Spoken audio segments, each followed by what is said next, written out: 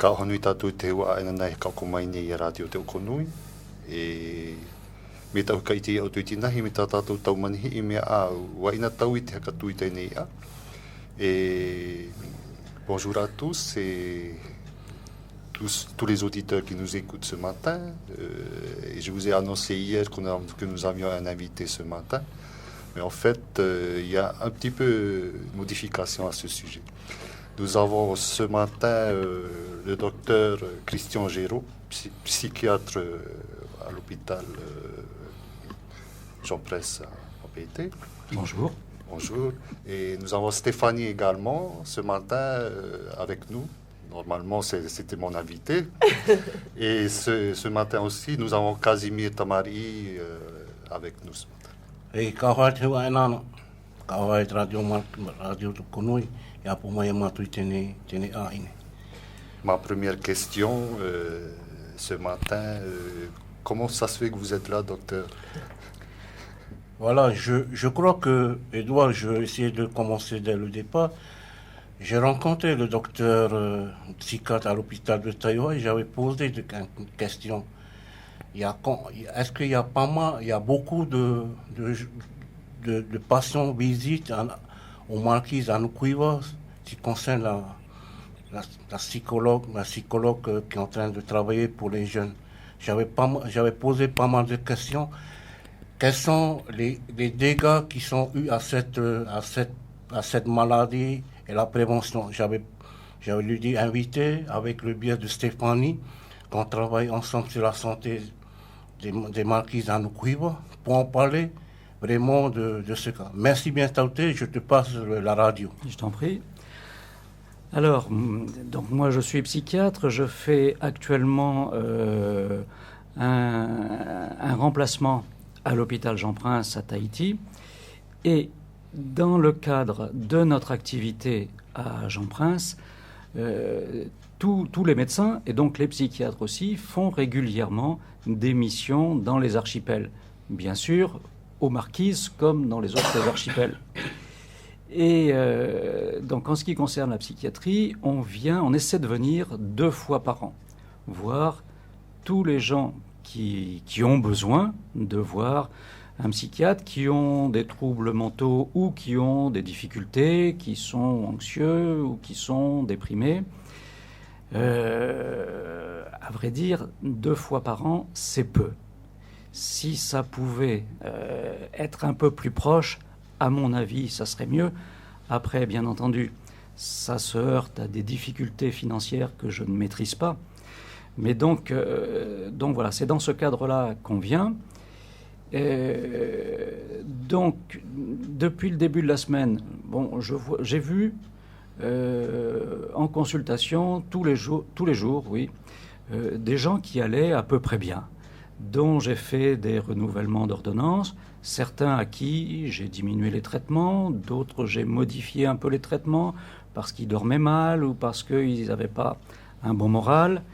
Voilà, essentiellement, c'est ça. J'ai vu des gens aussi qui venaient voir un psy pour la première fois, confier leurs difficultés, leur anxiété, leur mauvais moral, parce que convaincus qu'ils n'avaient pas d'autre lieu pour en parler, et sachant bien que, en parlant à un médecin, le secret resterait. Ça ne serait pas diffusé sur la place publique, personne n'irait en parler à la famille, aux cousins, aux amis, etc. etc. Donc cette confiance leur permet de confier des choses, voilà, aux psychiatres qu'ils n'iraient pas dire à quelqu'un d'autre. Après, quand, voilà, tout à fait par hasard, on en a parlé un matin avec Casimir, si j'ai bien compris, sa préoccupation, c'est plutôt la jeunesse, les adolescents. Quoi faire pour que, justement, les jeunes ne se retrouvent pas dans cette situation de trouble mental, d'anxiété, de dépression, voire plus grave que ça.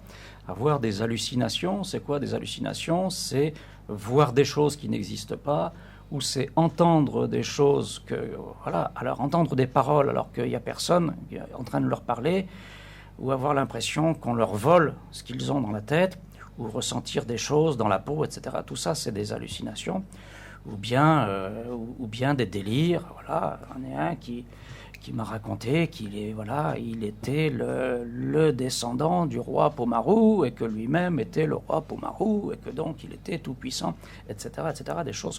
Des choses extraordinaires comme ça.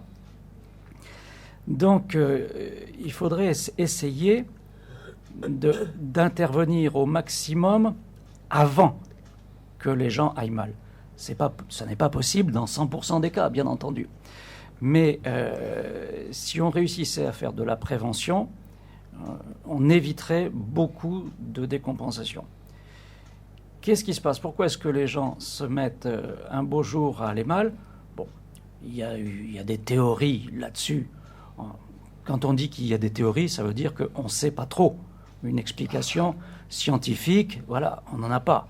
On sait qu'il y a des désordres chimiques dans le cerveau, d'accord. Après, qu'est-ce qui s'est passé? On ne sait pas trop. Bon, on ne va pas insister là-dessus. Mais il y a en tout cas, chez des personnes qui pourraient aller bien, qui peut-être seraient un peu fragiles, mais qui iraient bien, il y a des facteurs de risque. Il y a des circonstances qui font que cette personne qui allait bien jusqu'à maintenant, d'un seul coup, elle va se mettre à aller mal, soit à déprimer, soit à avoir des idées dont j'ai parlé tout à l'heure. Ces facteurs, c'est quoi? Il y a beaucoup de facteurs familiaux. Je veux dire, quand ça se passe mal dans une famille, évidemment, ça retentit sur les enfants, ça retentit sur les adolescents. Quand les familles sont complètement éclatées, sont complètement déstructurées, c'est un facteur de risque pour les enfants, pour les adolescents.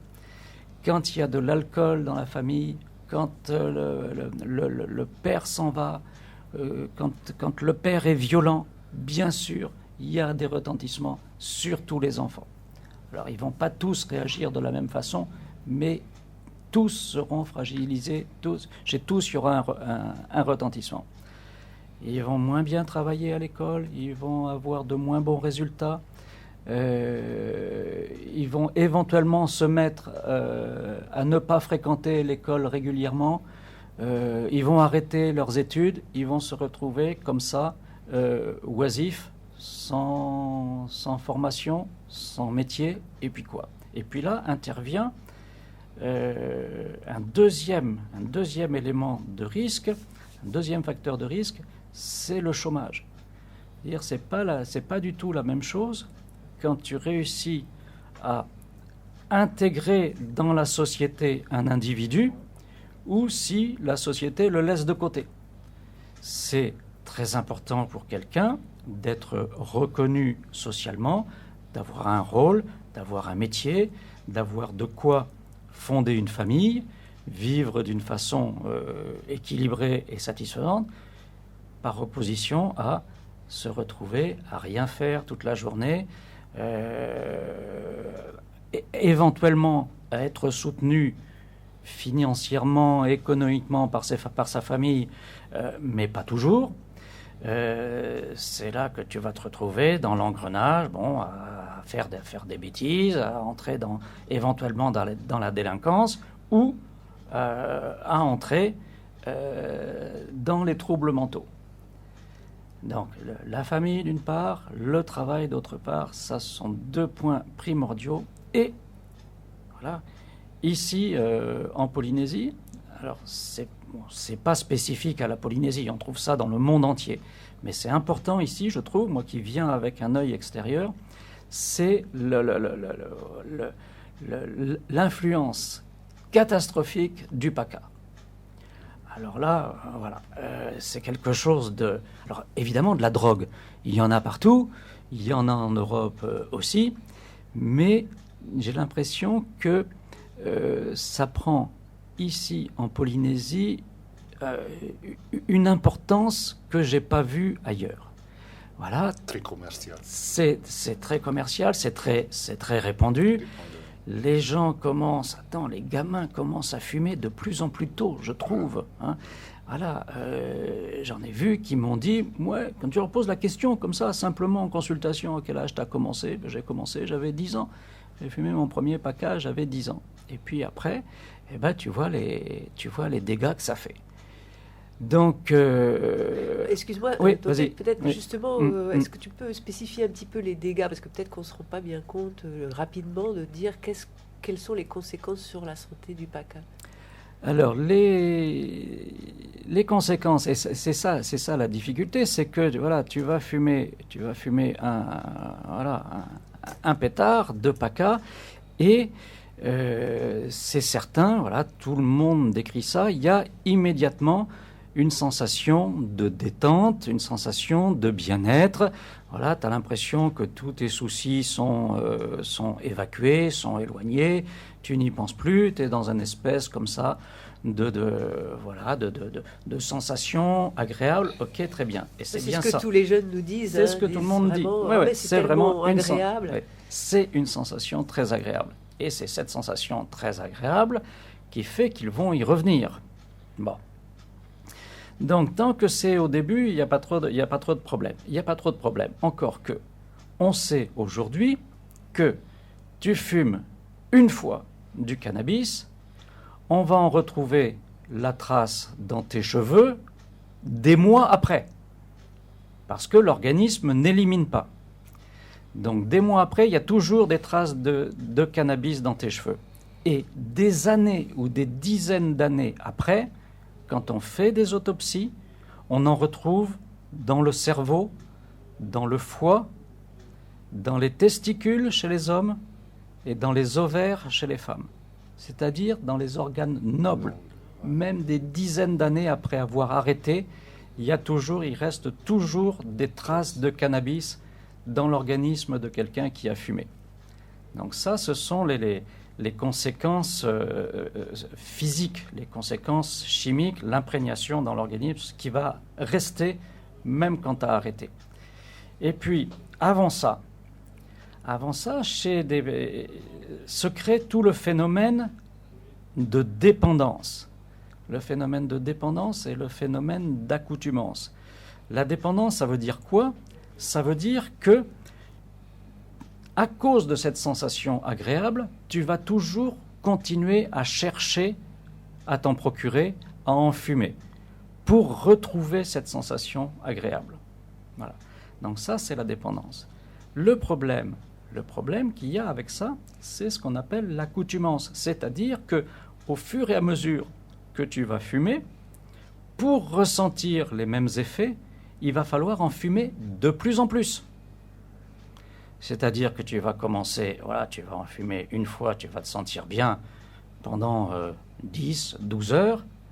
Et puis après, pour te sentir bien pendant 2 heures, il va falloir en fumer 3, par exemple. Ça, c'est le phénomène d'accoutumance. Et puis, sur des personnalités un peu fragiles, et puis on sait que les enfants, leur personnalité n'est pas constituée encore. La personnalité sera constituée quand ils seront adultes. Et chez les adolescents, au moment où ils sont en pleine révolution, en pleine révolte, en pleine constitution, en pleine croissance, ils se révoltent contre leur père, contre l'autorité, contre tout le monde. Ils ont l'impression qu'ils sont capables de tout, et puis ils ne sont plus des enfants, et que surtout, qu'on ne les traite pas en enfants, ils sont des adultes. Oui, mais ils ne sont pas encore des adultes. Donc, sur des personnalités fragiles comme ça, ça va faire survenir tout un tas de problèmes mentaux et de problèmes mentaux graves. Je veux dire par là des dépressions graves. Une dépression grave, c'est quoi? C'est quelqu'un qui va essayer de se suicider et qui parfois va réussir à se suicider. C'est pas simplement la petite déprime comme ça, oh ce matin je me lève, j'ai pas trop le moral, ça va durer la journée ou ça va durer 2 jours. Non, c'est pas ça, c'est de la dépression grave. Et puis, encore plus grave que ça, des situations qu'on a déjà évoquées tout à l'heure, où les gens perdent complètement les pédales. Se retrouvent dans un autre monde, t'arrives plus à communiquer avec eux, ils se mettent à délirer sur des choses absolument extraordinaires, éventuellement dangereuse. Quand je dis dangereuse, c'est qu'il y a aussi de la violence qui vient se mêler à ça, de la violence contre eux-mêmes, mais de la violence contre leur entourage aussi, ou de la violence contre quelqu'un qui ne connaissait pas 5 minutes avant, qui a eu le malheur de passer par là au mauvais moment et qui va se prendre un coup de poing ou un coup de couteau. C'est ça la violence grave. Où ils vont se mettre, à voir des fantômes. Certains me disent, je vois des choses blanches comme ça me fait peur, j'arrive pas à m'endormir. C'est des fantômes, Et puis ils viennent, ils prennent possession de mon esprit. Et puis je les entends bien, et puis ils me disent des choses agressives, et puis ils m'insultent, et puis j'ai peur, et puis je les sens bien sur ma peau, et puis je sens bien qu'ils ont une odeur absolument détestable. Et tout ça, c'est pas la peine de discuter avec eux, parce qu'ils sont convaincus que c'est ça. C'est leur monde réel. C'est leur monde à eux, qui n'est pas le monde véritable. Et à ce moment-là, il n'y a qu'une seule solution, c'est de les soigner. Parce que, on ne va pas s'en sortir avec simplement l'arrêt du PACA. Je veux dire, même si on arrête le PACA, les choses sont déclenchées et elles vont continuer toutes seules. Donc il faut les soigner. Souvent, très très souvent, il faut les hospitaliser. Et puis même, parfois, il faut les soigner et les hospitaliser, même s'ils ne sont pas d'accord. Donc il faut essayer de s'aider de la famille. Des fois, on ne trouve pas de famille, ou la famille n'est pas d'accord. Eh ben, on fait appel aux gendarmes, aux autorités. Ils sont hospitalisés à Jean-Prince. Ils vont rester là. Quand ça se passe bien, ils vont rester là 4-5 semaines. Des fois, c'est beaucoup plus difficile. Ils vont rester là pendant des mois. On va leur donner des traitements appropriés. Et puis, quand tout va être rentré dans l'ordre, ils vont pouvoir rentrer chez eux. Revenir ici à Nukuiva ou revenir sur leur île, mais avec la nécessité de continuer à prendre un traitement. Parce que du jour où ils arrêtent le traitement, ils vont rechuter. Ils risquent de rechuter. S'ils arrêtent le traitement trop tôt, alors bien sûr, ils se sentent bien. On leur donne les médicaments, ils se sentent bien. Donc ils nous disent, je me sens bien, je n'ai plus besoin de médicaments. Et ils arrêtent. Et ils rechutent. Et on les récupère. Et il faut recommencer. Vous en avez rencontré beaucoup de ces pathologies ici au Marquises ? Oui. Et c'est que ce soit aux Marquises ou que ce soit à Papeete, c'est tout le temps un facteur de gravité. Je veux dire, quand les gens nous disent il y a de l'alcool, je prends de l'alcool et puis je fume du PACA, combien de PACA? Des fois ils savent même pas, tellement c'est constant. Et pour nous, les médecins, on sait que ça va être une situation plus grave. Tout le temps. Et donc par rapport à ces jeunes, parce que c'est vrai que nous, au niveau de la prévention, on a ce souci qu'on dit c'est de plus en plus jeune que les enfants boivent de l'alcool ou fument la cigarette ou le PACA. Et il y a aussi cette influence du milieu familial, comme tu disais, qui est important. Et c'est vrai qu'il y a quand même beaucoup de jeunes qui vivent déjà dans un milieu où il y a l'alcool et le PACA. Oui, bien sûr. Et quand ils sont... Tu sais, la maturation psychologique d'un individu, ça se fait toujours par identification au modèle qu'ils ont sous les yeux. Le fils va essayer, au début de son adolescence, le fils va s'opposer à son père. Et puis, dans un deuxième temps, le fils va essayer de s'identifier à son père. La fille, c'est la même chose. La fille, au début de son adolescence, je simplifie, bien sûr. La fille, au début, va s'opposer à sa mère, et puis, dans un deuxième temps, elle va essayer de s'identifier à sa mère. Si les enfants ont sous les yeux un modèle complètement perturbé, comment veux-tu qu'ils s'identifient ? Mon père, depuis que je suis tout petit, j'ai jamais vu mon père se lever le matin pour aller au travail. Pourquoi est-ce que moi, pourquoi est-ce que moi, il faudrait que je me lève pour aller à l'école, alors que je ne vois pas mon père se lever pour aller au travail. Voilà. Mon père boit. Voilà, je vais faire comme lui. Je vais me mettre à boire. Alors il commence avec les copains, il commence avec de la bière, et puis ensuite ils prennent des choses, des alcools de plus en plus forts. Et au début c'est le week-end seulement. On les récupère le dimanche soir, ils sont en vrac. Le lundi matin, ils sont pas en état de pouvoir faire quoi que ce soit à l'école ou au collège, etc.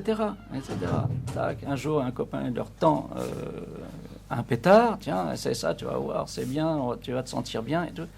Et c'est parti. Voilà, c'est un copain que j'aime bien, je l'admire même. Il me dit de faire ça, je vais faire comme lui pour appartenir au même groupe. Hein, tu vois, chez les adolescents, cette appartenance au groupe, c'est quelque chose de très important. Donc, il y a de l'alcool dans le groupe, il y a de l'alcool. Il y a du baka, allons-y. Et puis, pas de modèle parental valable auquel s'identifier. C'est soit nous, les médecins, qui les récupérons, soit le juge, les gendarmes et la prison, dans le pire des cas, bien entendu. Mais comment vous pouvez distinguer ces pathologies pour que quelqu'un aille en prison ou quelqu'un aille en hôpital psychiatrique? Comment vous pouvez diagnostiquer ça? Dans 95% des cas, c'est très facile. Voilà, on connaît bien entendu tous les symptômes, tous les signes parfaitement. Voilà, on retrouve ces signes-là chez un individu, ça veut dire que c'est telle maladie ou telle autre maladie. Voilà. C'est une maladie, c'est un trouble qui est pas trop grave, ok, on va le soigner facilement. C'est un trouble grave, il faut le soigner, il faut l'hospitaliser, voilà. Et puis des fois, même quelqu'un qui a eu un comportement complètement anormal, ça ne veut pas dire pour autant qu'il avait un trouble mental. Tu as des gens qui ont des comportements complètement déviants, complètement interdits par la société, sans pour autant avoir une maladie mentale. Voilà. Ce sont des gens qui sont délinquants, ils ne sont pas malades mentaux.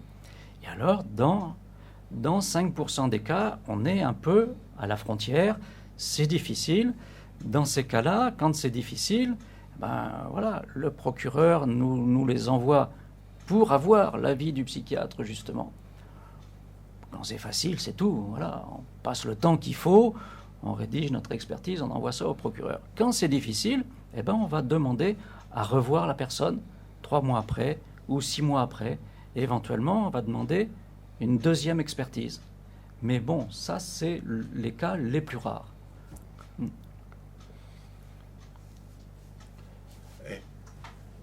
O komaina tātou I tēnei tau te o tai ai hawiwini mai a tātou tai hana nei tenua ana nei te mai nei ai o tātou I te hoa nei ua pōti no te apu atu I tā tātou taupui no te mate o te oo.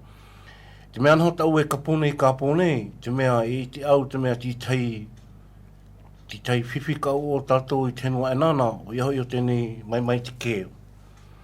Tēnei mai te keo tā tātou taupui hou e puinei te mea I te au te mea e me mau, me hau hoa.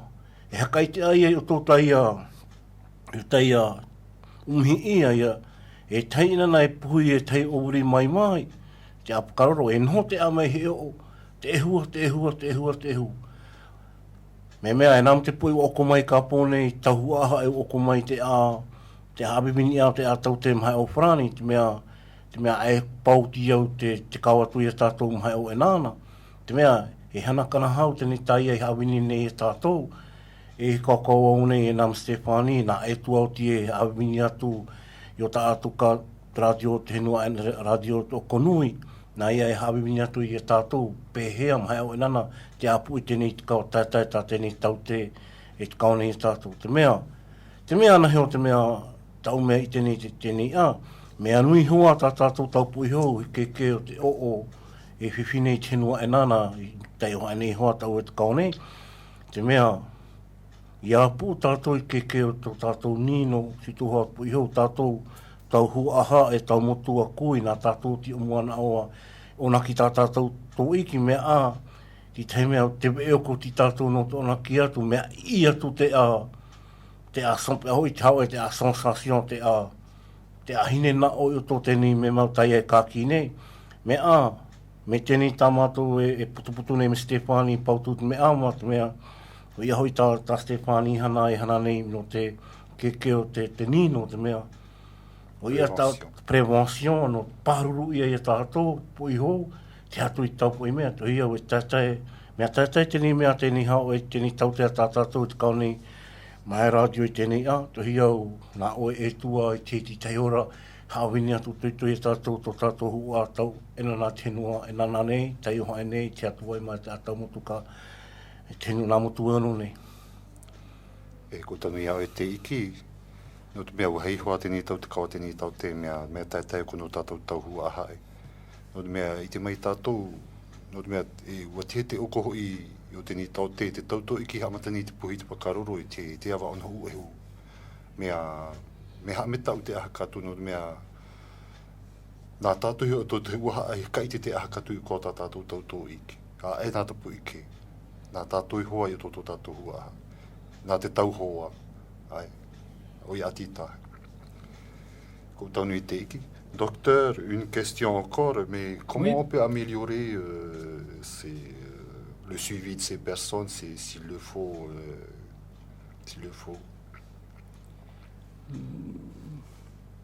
La première chose, je dirais, c'est pour moi d'essayer de détecter les choses le plus tôt possible.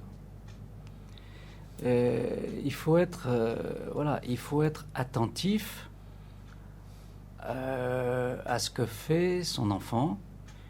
Et bon, je ne parle pas seulement de surveiller ses sorties, de surveiller ses fréquentations. Bien sûr, c'est important de pas le laisser ou la laisser faire n'importe quoi. Mais il faut aussi le collège termine à, je sais pas quoi, moi, aujourd'hui le collège termine à 3h, eh ben à 3h15, t'es à la maison. T'es pas à la maison à 6h. Voilà. Quand un enfant se met à ne plus respecter les règles de vie de la famille, ça doit éveiller l'attention. Ça doit faire, allumer un signal. Quand un enfant qui, jusqu'à maintenant, avait travaillé correctement à l'école ou au collège. Je ne dis pas quelqu'un de très brillant, mais simplement il travaillait normalement, voilà. Il avait des résultats corrects. Quand d'un seul coup, comme ça, apparemment, sans raison, d'un seul coup, les résultats plongent. Il se met à avoir des mauvaises notes, voilà.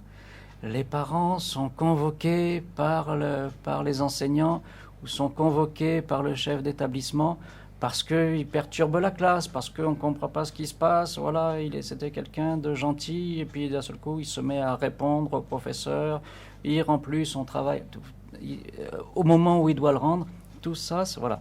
Tous ces petits signes, ça doit alerter. Parce qu'il y a eu une influence par certaines personnes, par son entourage, par ses amis, certainement. Parce qu'il y a eu une mauvaise influence, ou parce que, voilà, il se met sans que, jusqu'à maintenant, on sache pourquoi, d'un seul coup, il se met à aller plus mal, à ne plus avoir la tête à ce qu'il faisait habituellement, à ne plus respecter son père, à ne plus respecter sa mère, des choses comme ça.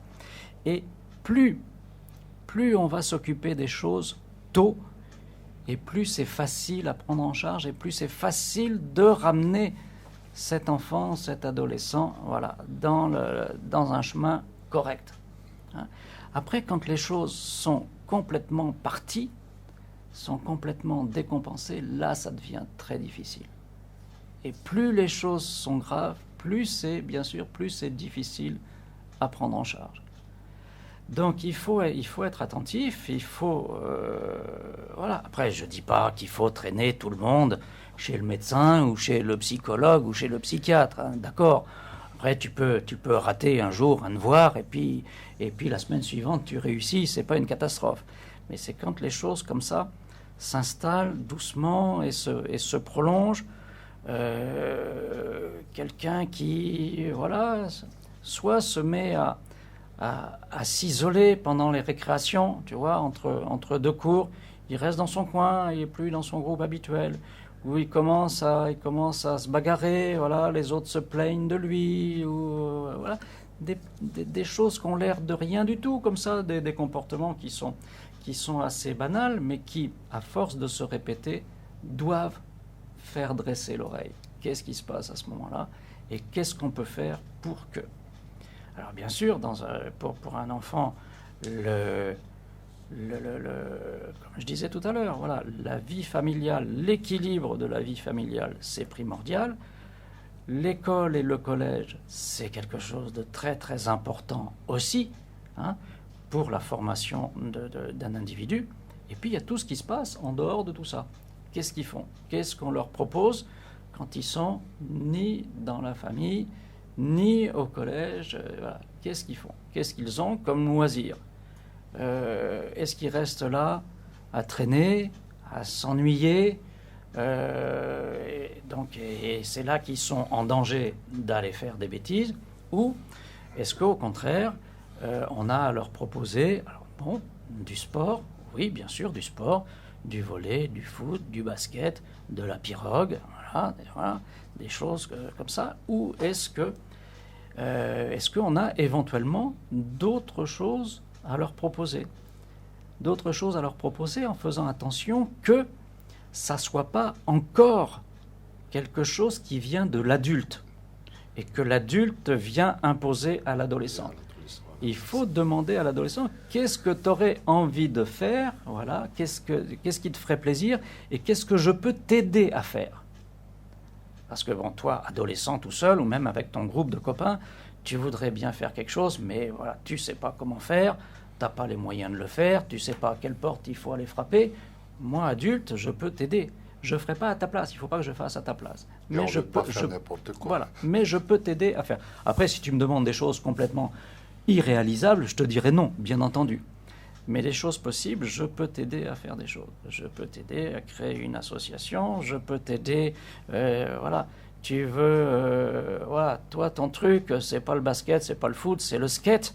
Eh ben voilà, est-ce que ensemble, en s'y mettant à plusieurs, est-ce que on va aller frapper à la mairie? Est-ce qu'on peut avoir un terrain? Est-ce qu'on peut installer une rampe? Voilà. Est-ce qu'on peut installer une piste pour faire du vélo-cross? Voilà, attends. Ça dépend des infrastructures. Il y a une part d'infrastructure, mais j'insiste là-dessus. Voilà, il faut faire avec les adolescents et pas faire à leur place. Hein?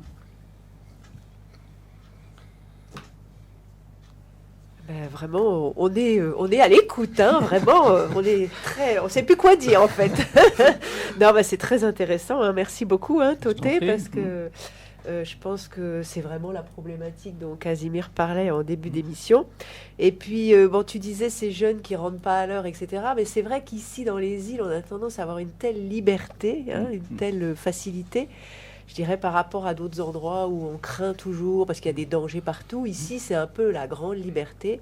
Et ça va même jusqu'au fait que, enfin nous, on en parle souvent avec Casimir, où on voit des jeunes traîner jusqu'à 22h, 23h le soir. On se dit, mais qu'est-ce qu'ils font? Pourquoi ils ne sont pas chez eux? Enfin, c'est vrai qu'il y a un petit peu ce problème-là quand même, de grande liberté ici. Hein. Nous avons de la chance aussi que la mairie fournit le transport scolaire. Hein. C'est ça, les élèves, la plupart des élèves rentrent chez eux par le bus ou par le truck. Voilà, c'est ça l'avantage aujourd'hui. Avant, non. Et les élèves traînent dans le village avant de rentrer. Voilà, c'est ça. Pour moi, que l'heure de rentrer à la maison soit pas rigide, c'est pas un problème. Voilà. Si le gamin il doit être à la maison à 5 heures et qu'il rentre à 6h30, c'est pas un problème. Bon, 6h30, il fait nuit. Hein. Oui, ça commence à être tard. Ça commence à être tard, voilà. Après, pour moi, voilà, un garçon ou une fille de 10, 12, 14 ans, 15 ans, il n'a rien à faire dans les rues à 10 heures le soir. Voilà, ça je le dis avec force, mais je suis absolument convaincu de ça. Je veux dire, que ce soit en Europe ou que ce soit à Nukuiva ou que ce soit ailleurs. Voilà. Un môme comme ça, jeune, un adolescent, attends, si je dis un môme, les adolescents ne vont pas être contents. Un adolescent comme ça, jeune, à 10 heures le soir, dans la rue, c'est pas sa place. Il se met en danger. Et les filles encore plus que les garçons, mais les garçons aussi.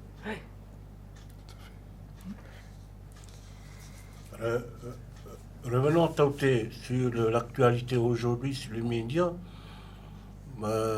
Au niveau de l'actualité, il y a une confusion psychologique entre les jeunes d'aujourd'hui ou ceux qui fournissent le PACA. Il y a deux façons, il ne sait pas quoi faire parce que la médiation sur le PACA actuellement aujourd'hui, voyons que les gens ils se disent il y a un côté on accepte le PACA, il y a de l'autre côté non, et la justice jusqu'à aujourd'hui il tranche aujourd'hui quand tu es fautif, tu allais en prison. Quand tu allais en prison, on ne sait pas. Une fois, je sors de l'hôpital de ma maman, je rencontre 2 ou 3 jeunes. Elle m'appelle, il me dit tu as vu à la télé hier soir? J'ai dit j'ai pas vu, mais j'ai entendu. Mais maintenant, on est libre de faire. J'ai dit non,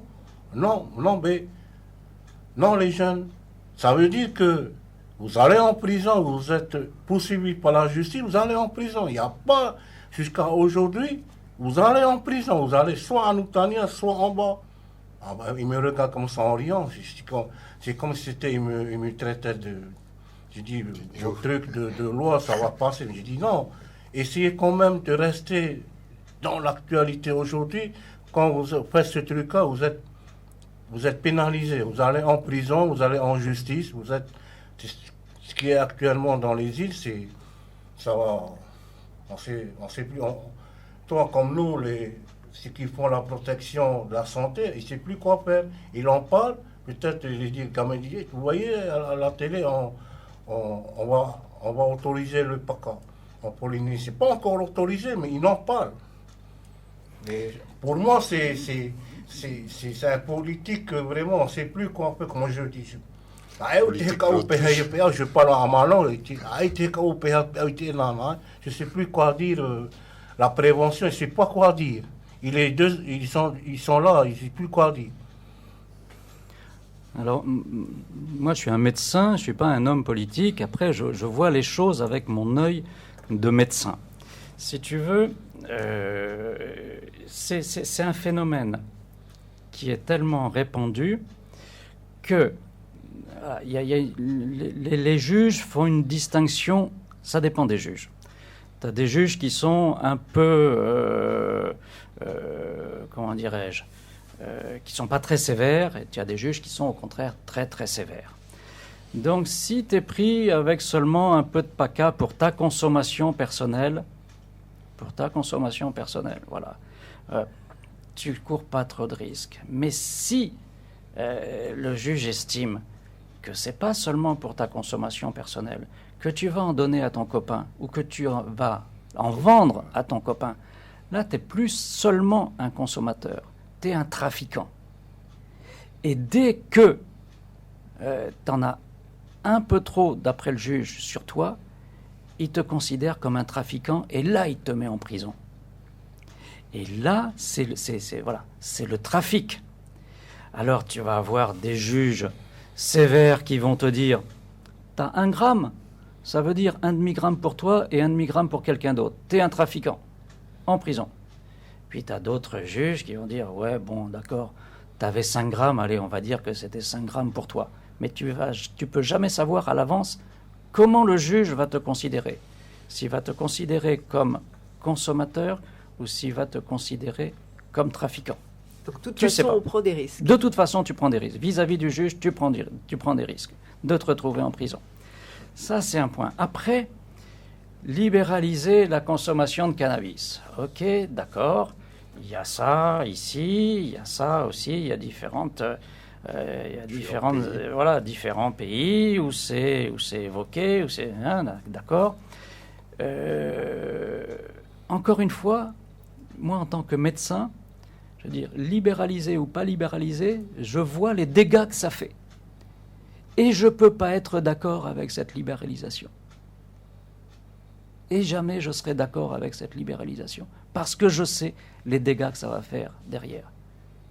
Je veux dire, que la consommation soit anarchique, délictuelle comme c'est aujourd'hui, ou qu'elle soit surveillée, encadrée, voilà, par le gouvernement.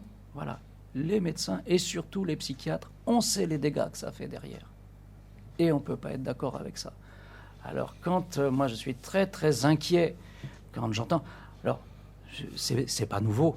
Il y a régulièrement comme ça, de temps en temps, tous les 2 ans, tous les 3 ans comme ça, on entend dire comme ça, ici ou là, ouais, donc on va arrêter le trafic. Pour arrêter le trafic, on va libéraliser, on va contrôler.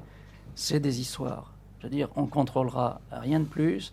Attends, les Hollandais essaient de contrôler chez eux, ils contrôlent rien du tout. Voilà. L'Europe entière vient s'approvisionner chez les Hollandais, tac, et après, tac, les mômes, on les récupère dans les pays, voilà. On les récupère en Belgique, on les récupère en Allemagne, on les récupère en France. Ils vont à Amsterdam en scooter. Et au retour, ils se font attraper par les douaniers. Et ils se retrouvent en prison. Voilà. Ils sont allés jusqu'à Amsterdam, voilà, en scooter. Tac, ils reviennent, pouf, le scooter est plein de cannabis et ils se font attraper. Et voilà. Et voilà. Alors, la prévention, ça serait par commencer par arracher tous les pieds de PACA. Je ne sais pas si, d'un point de vue agricole, c'est possible. J'en sais rien. En tout cas, à chaque fois qu'on tombe sur quelque chose qui a l'air d'une plantation organisée, c'est sûr, il faut tout détruire. De mon point de vue, il faut tout détruire. Après, tu as des juges et des procureurs qui te disent la meilleure prévention, c'est la répression. C'est-à-dire, plus je vais être sévère, plus je vais leur dire, attention, voilà, je vais vous mettre en prison, et plus les jeunes auront peut-être peur d'y toucher. Et moins ils y toucheront. Après, c'est pas efficace chez tout le monde. Ouais, beaucoup de récidivistes, ouais. La plupart du temps. Ben oui, il y a des récidivistes. Bon, tu as des gens qui réussissent à arrêter. Voilà, j'en vois. Hein. J'en ai vu ici aussi, à Nukuiva, des gens. Voilà, quand je prends le dossier, je dis, ouais, bon, alors voilà, dans ton dossier, il y a écrit que voilà, de telle année à telle année, voilà, tu buvais de l'alcool, tu consommais du PACA, et actuellement, t'en es où? Ah non, ça fait 2 ans que j'ai arrêté. Bon, PACA, j'ai complètement arrêté. Bon, ils me disent ça, ok, très bien. L'alcool, ouais, de temps en temps, voilà, je prends de l'alcool le week-end. Bon, ok, attention, je ne voudrais pas minimiser le problème de l'alcool. L'alcool, c'est aussi, pour certaines personnes, c'est aussi une drogue dure. Parce que tu peux consommer de l'alcool comme ça, comme on fait les uns les autres, de façon conviviale, de façon à passer une soirée agréable avec des amis, tu te détends, voilà. Hein. Sauf que pour d'autres personnes, ça devient une drogue dure et ils se suicident à petit feu avec de l'alcool. Et on en connaît, bien sûr. Et de la même façon que pour le PACA, voilà, au début c'est agréable et puis ensuite ça devient un besoin quotidien et puis un besoin permanent. Ce sont des gens, quand on les reçoit à l'hôpital, ils ont en permanence des alcoolémies supérieures à 2 grammes par litre. Ils ne redescendent jamais en dessous.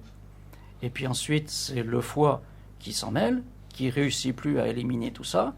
Et puis c'est un retentissement sur les nerfs. Donc ils ne marchent plus comme toi et moi. Voilà, moi je les vois dans la rue à 50 mètres. Je sais que celui-là, il a une polynévrite à cause de l'alcool, à la façon dont je le vois marcher. Et puis ça attaque bien sûr les cellules du cerveau. Voilà. C'est-à-dire à un stade de plus en plus grave. Donc libéralisation du cannabis, libéralisation du PACA, pour répondre clairement à ta question, pour moi c'est non.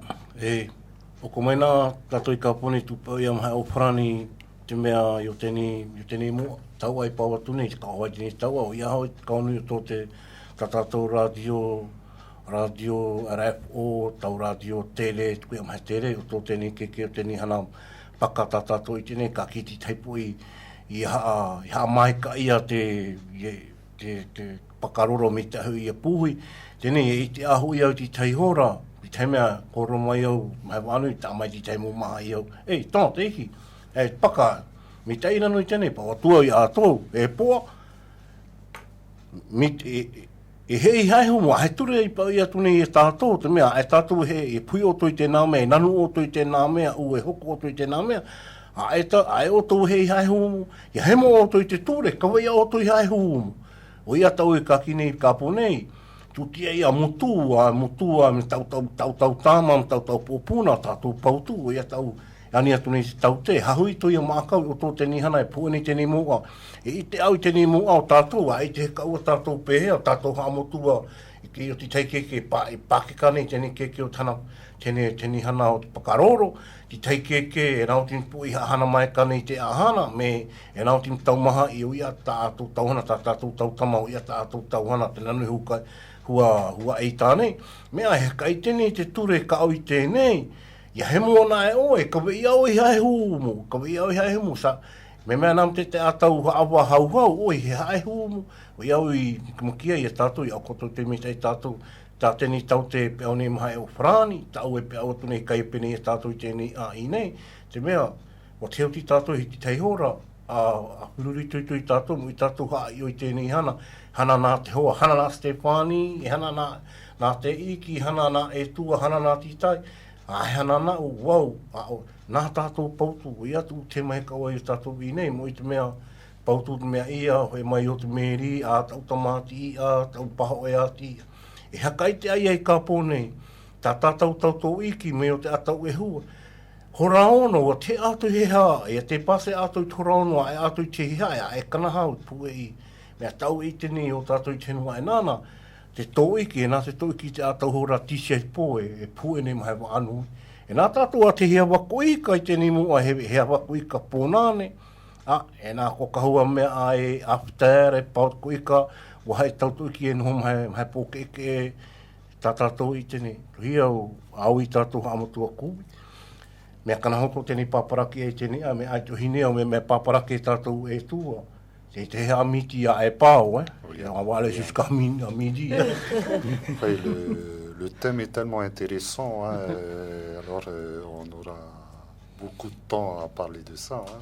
Hein. Quand Oté reviendra, prochaine fois, on refera une émission. D'accord, promis. Parce que là, l'émission aujourd'hui, c'est toutes les îles Marquises Tauté, c'est jusqu'à Fatouiva. Ouais. Très bien. Jusqu'à Fatouiva. J'espère que j'ai été clair dans ce que j'ai dit. Très clair. Très clair. Les mots sont simples et puis on comprend très bien. Très clair de médecin, étant médecin, tu connais tes règles, tu connais la médecine, comment dire, psychiatrique. Le corps humain de l'homme. Oui. La physiologie de l'homme. Oui, voilà. Absolument. Tu connais très bien. On peut rien dire. E ko hinu he tātou i te kawa te ni tau te me ia o tō tēni ui ia te iki ka pui honei i te mea ho i ua te katakaho i te tō tātou tau pokoha a te e Tahiti i te mea ho i e maakau ia e tuku ia te pakaroro e hokopu ani a he tātou e kohi he kau e te kaupu ia tēnei a e hui hapa i tēnei te maakau te tau te a e hei te ahana te nipo i e pe au e tuku te paka e hokopu. Te keke o te taute a oe. Pe au te taute te mea hoi e mia tēnei tau kakatu mea te inei, mea nui ko te taumate ko akama. Mea nui te hakatu i tō tahua aha e hauhau tahua aha e hauhau tō iki ko kai te mate. e hau te puko e kawe e o te hae mate, e kawe e o te hae home. Mea nui tau hakatungi mo hau e kuakama. Docteur, peut-être un dernier mot pour conclure notre débat de ce matin. Si j'ai pu apporter quelques explications, quelques conseils,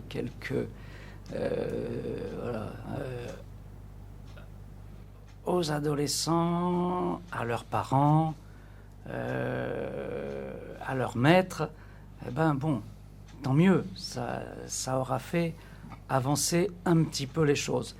Faut pas être trop ambitieux.